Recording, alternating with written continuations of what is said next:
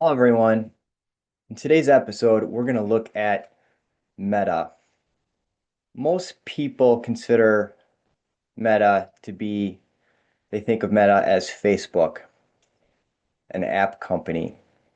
What we're going to see in today's episode is that Meta is much more than just an app. It's a constellation of different companies that are integrated and synergistically working together with software and in hardware with interesting growth opportunities for investors. All right, let's look at some of the details here.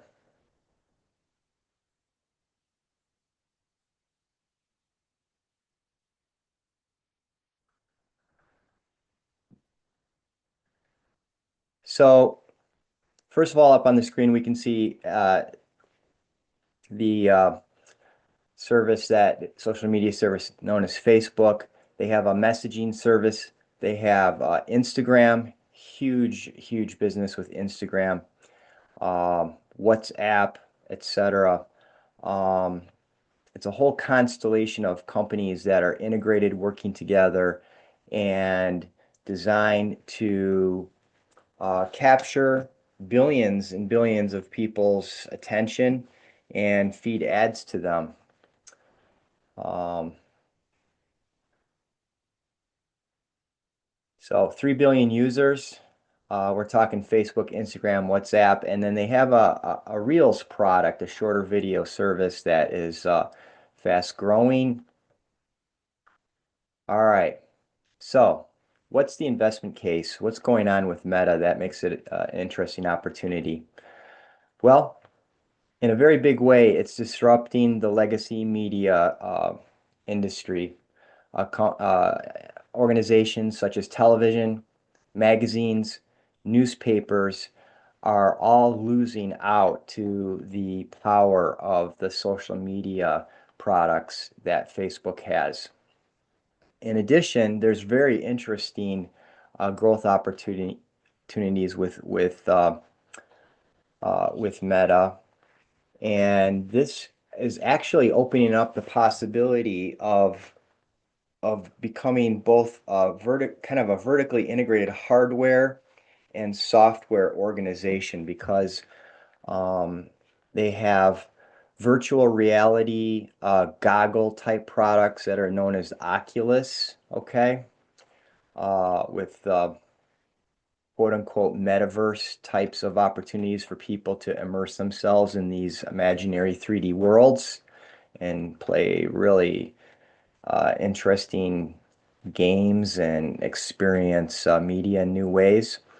But the other product that I think is really interesting are the Meta Smart glasses. They have partnership with Ray-Ban and Oakley now, and these two, in a sense, versions of the Meta smart glasses are designed to hit kind of like different segments of the market with more of like a fashion oriented with the Ray-Ban product, and Oakley is a little bit more on that like athletic side types of glasses. So we're talking about glasses that have AI built right into them. Okay. In this picture here, you can see Meta Ray-Ban glasses. This little circle here represents a camera. So the AI sees everything that you see. Okay. There's microphones built in. You can speak to the AI, and the AI can then, query information for you about and offer up information about anything that you're looking at or anything that you um, are you asking it about. It has speakers that are built into the back braces of the glasses that are very close to your ears, so it projects the sound very accurately to your ears. Um, I had a student last semester that had these glasses that would wear them to class once in a while. He said that he prefers to listen to his music with these glasses rather than use earbuds because his ear canals were sensitive to having earbuds inside, and He said the sound quality was just as good as using earbuds. This particular brand of the Meta Ray-Ban glasses has a built-in display that projects images on the inside of the lens of the glasses so that you can get visual information in addition to auditory information. And this is really, really interesting for multiple reasons. Number one is that our good old friend, the cell phone, the smartphone, we're talking about a Steve Jobs type of product from 2007, has been around for a very long time. And Apple, unfortunately for them, have not done a very good job since Steve Jobs died in adding innovation to the smartphone type of product. And in fact, under Steve Cook, the product innovation has been lackluster. Okay, let me just say that. They tried to come out with a virtual reality type product. Um, what do they call it? Their Apple version of the Oculus has been a complete disaster. And so, yeah, I'm not going to talk bad about Apple, but I'm just saying that from an AI standpoint and from a hardware standpoint, Apple has been stagnating while Meta has been racing forward and capturing the lead in this type of new hardware type product. Let's look at the financials. So 3-year revenue growth, respectable 11.7%. If we just go back over the prior year, we're all the way up to 22%. So this indicates that AI, and they are a major innovator in use of AI, is helping to accelerate their revenue growth with more efficient targeting of advertising, more targeted and more engaging content. It's keeping their users on products like Instagram and Facebook, etc., engaged longer, and the longer the eyeballs stay in their ecosystem, the more ads that they can serve up. This is translating into earnings growth, 17% average over the past 3 years. 1 year earnings growth rate, 59%. Okay. Huge, huge. We're talking massive acceleration.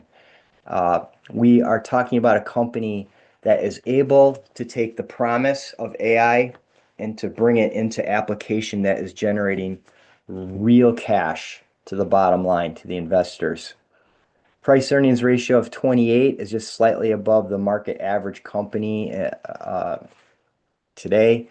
And we're talking about comparing that to a company like Apple, which for all practical purposes has no clear AI strategy to take advantage of that transformation of the technological ecosystem, has a much higher price earnings multiple. So huge discount compared to what I consider one of their peer competitors.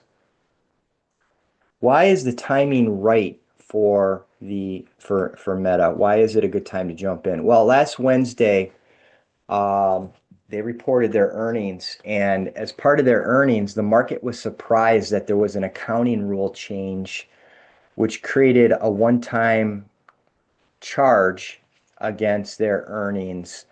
But there was no economic loss or change to Meta. It's just an accounting charge. In other words, the earnings that they gave up in the current quarter will be recouped with greater earnings and more tax savings over subsequent quarters. Okay. But it really scared the market. And when Meta reported their earnings after the market closed, the stock price dropped immediately about 10%. And since then, it's continued to drift down about a nut. So it's down about 15% since pre-earnings announcement last week. So as I talked about, AI spending is translating to real profit growth. Uh, Mark Zuckerberg, I would consider to be, in his early 40s. He is in the sweet spot of his understanding of technology, of business, and he is a super, super competitive person. If you know anything about his personality, he was a competitive, uh, I guess it's Lansing, or it's like I don't know, that where they use swords and stuff, sword fighting or something like that, back when he was at Harvard. And he's very interested and involved in mixed martial arts and fighting. And he is a fighter. He is very competitive person. Uh, so uh, here's something that most investors and most pros probably don't quite understand, that is so powerful about the AI applications that Meta has already been able to incorporate. So right now, if a company, for example, like a Coca-Cola, they wanted to create an advertising campaign, promote a new version of one of their soft drinks, they can go to Meta, and all they have to do is give Meta what the objective is for this advertising campaign. And Meta can put that objective into their AI, and they can automatically generate videos or image uh, type ads that they can then automatically distribute and feed and do ABC, all XYZ testing of different versions of ads amongst the test population, those 3 billion people, and they can determine the the ad that gets the very highest click-through rate or response rate. And then and because they can choose that automatically, then they can take that ad and they can scale it out and distribute it throughout their entire highly, highly targeted audience. And basically, what we're talking about is AI substituting for humans. Because if you know how the traditional advertising industry works, of a J. Walter Thompson or the types of Madison Avenue, New York type of advertising firms, you've got account executives, you've got the creative team, copywriters, you've got graphic artists. These people, brainstorm. The process of generating advertising content has always been a people heavy type of activity. And Meta is cutting all that out. Okay. It's like just let the AI do all that stuff. Uh, so like I said, so there's that, which is gonna be a real flywheel effect for driving and disrupting the legacy advertising industry.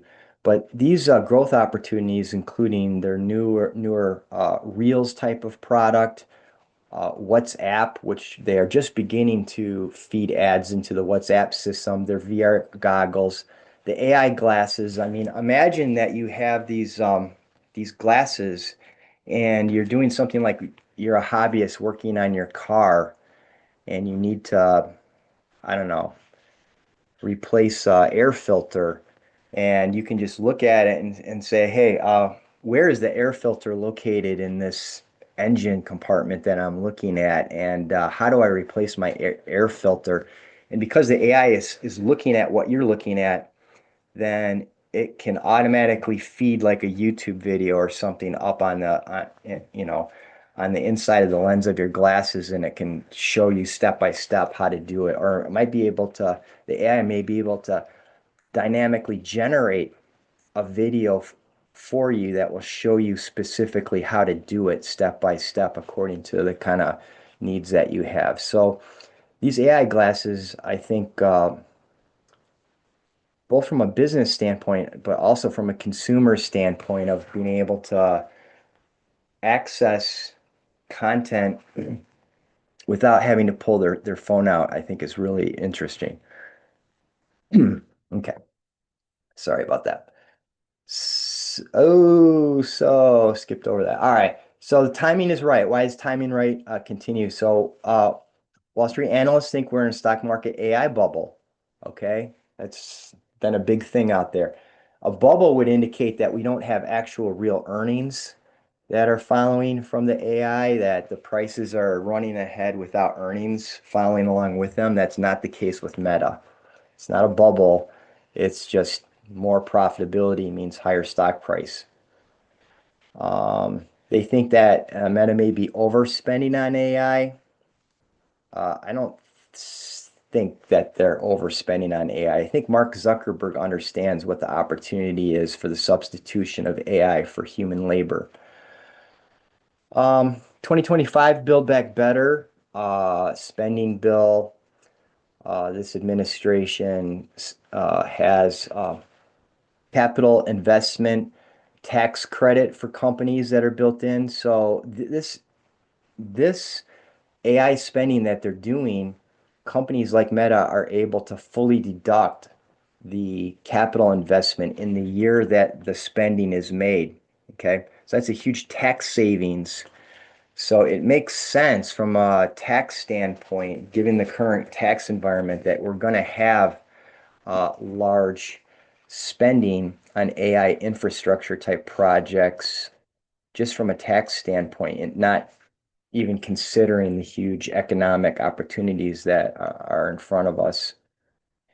And in terms of the smart glasses category, it looks like they have about a 73% market share right now, and it's growing very, very fast. Smart glass adoption is jumping from 2024 to this year at a growth rate that's estimated between 110 and 250%.